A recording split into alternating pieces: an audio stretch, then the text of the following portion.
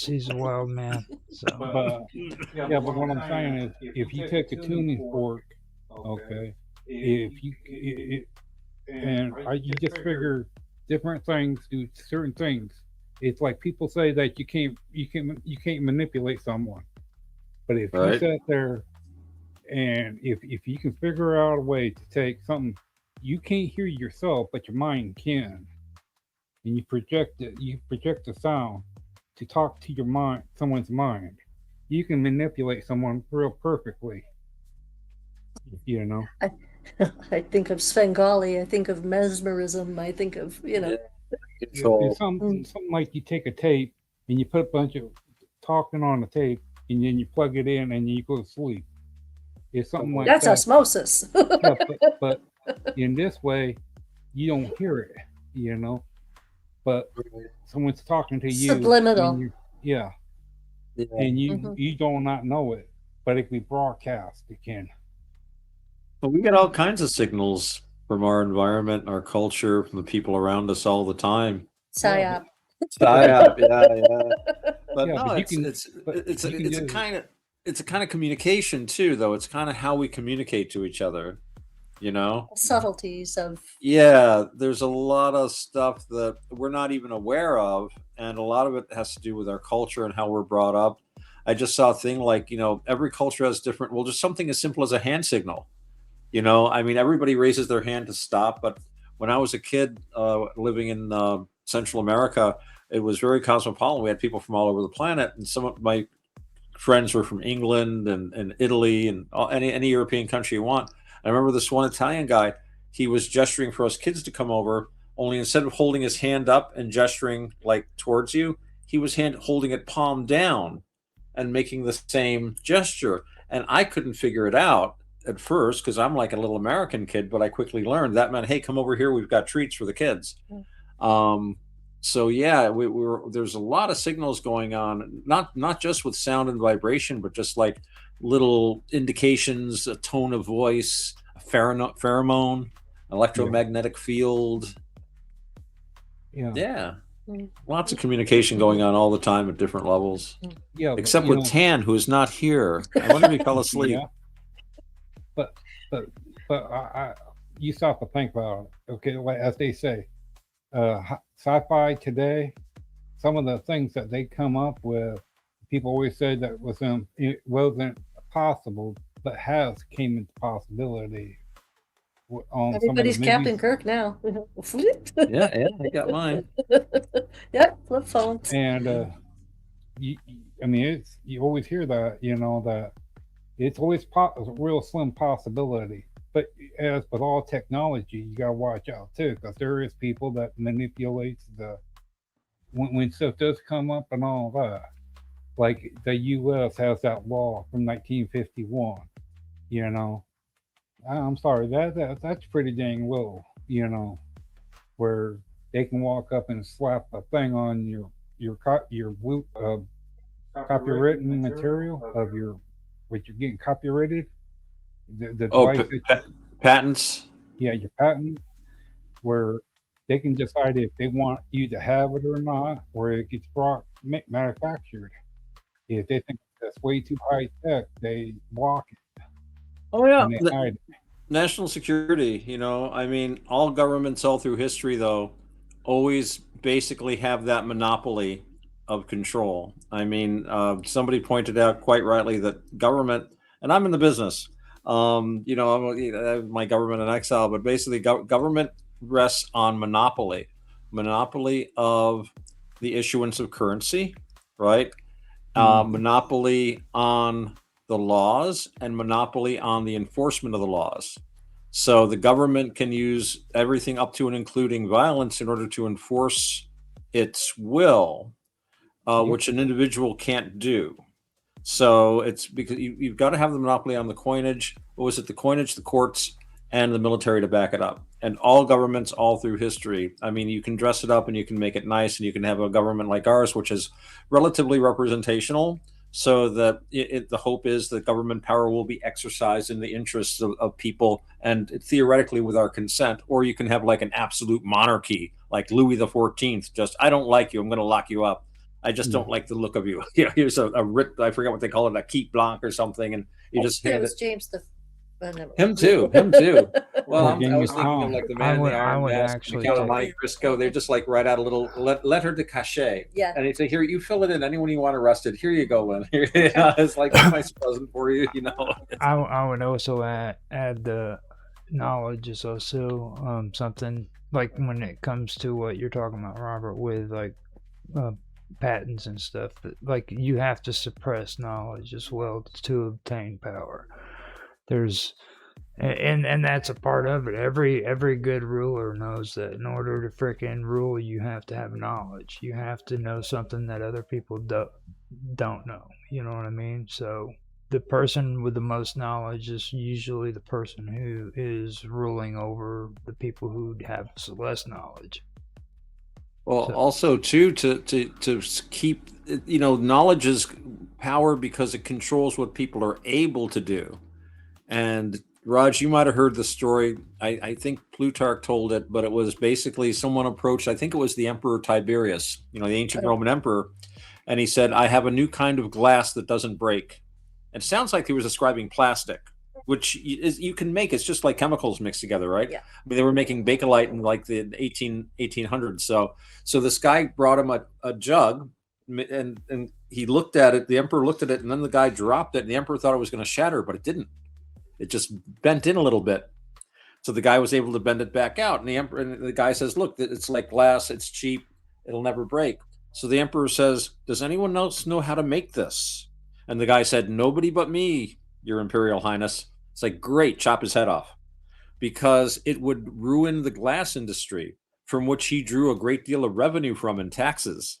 The glass industry was huge. So yeah, there was some knowledge that was suppressed because it would upset the economy, you know.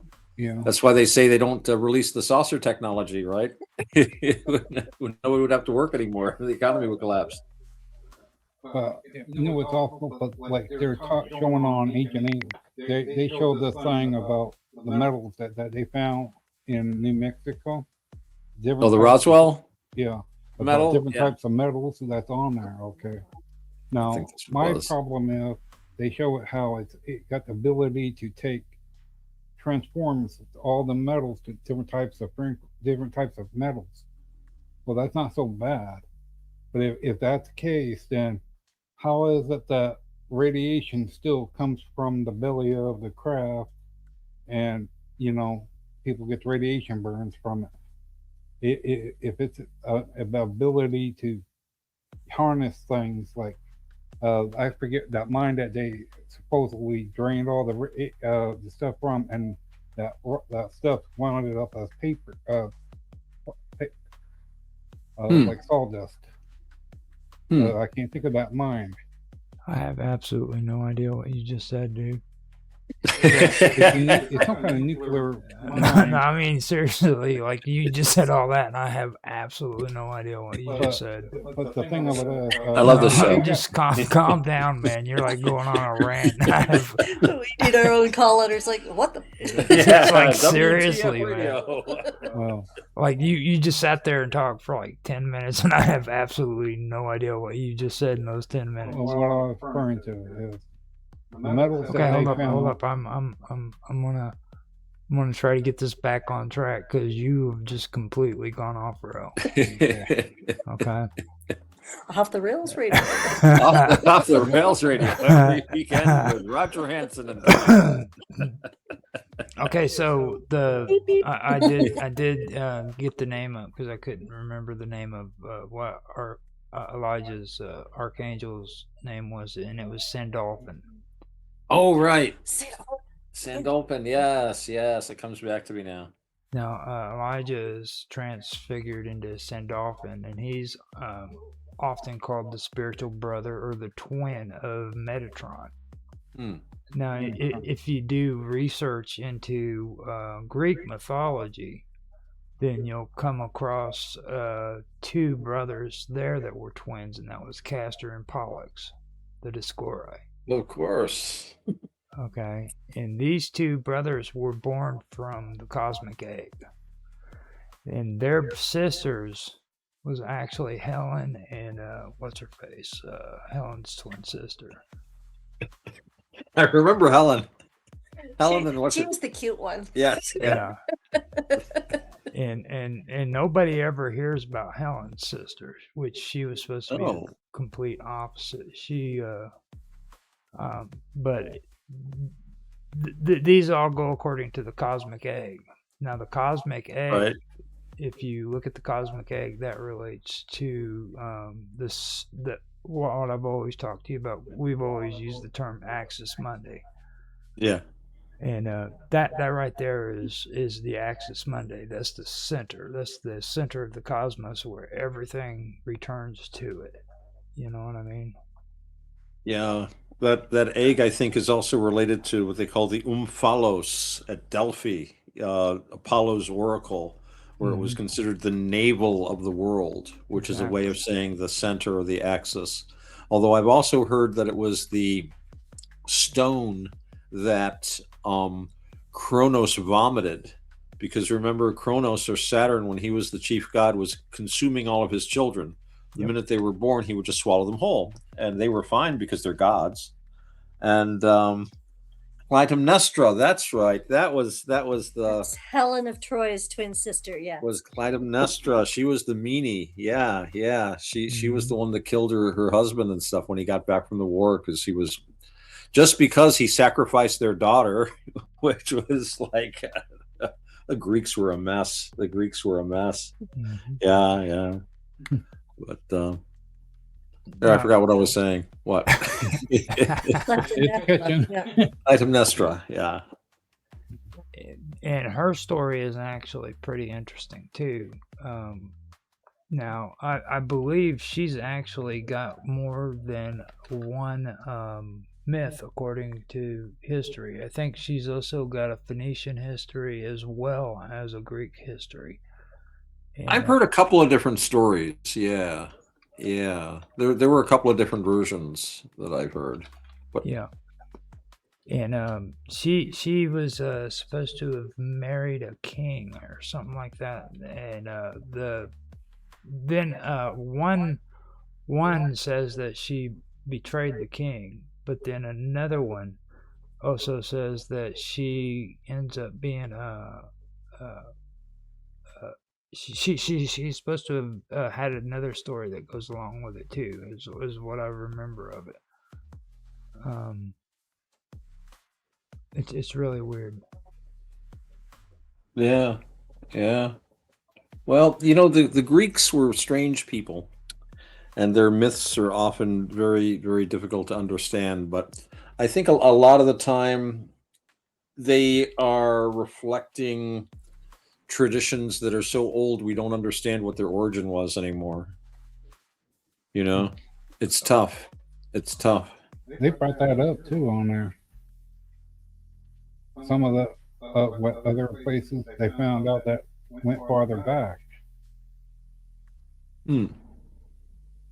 Now, this one, I pulled it up. It's the Mother's Rage. She is most famous for murdering Agamemnon. Yeah. The King of Kings. Yeah. Upon, Because he killed their daughter. Yes. Now that one right there was one that I remembered right there. And then the marriage and murder. She married King Agamemnon, the leader of the Greek forces, and the brother of Helen's husband, Menelaus. Yeah, they married sisters. Brothers, sisters. Yeah. It's like they couldn't find anybody. Well, I don't know. Somebody that was half swan must have been kind of funny looking. They were always saying how beautiful Helen was, but it's like I always figured she must have had a beak or something. Right. Maybe she had feathers. They're like so soft. The weirdest part about these myths, though, is like Castor and Pollux. Okay, one was mortal. Castor was the mortal.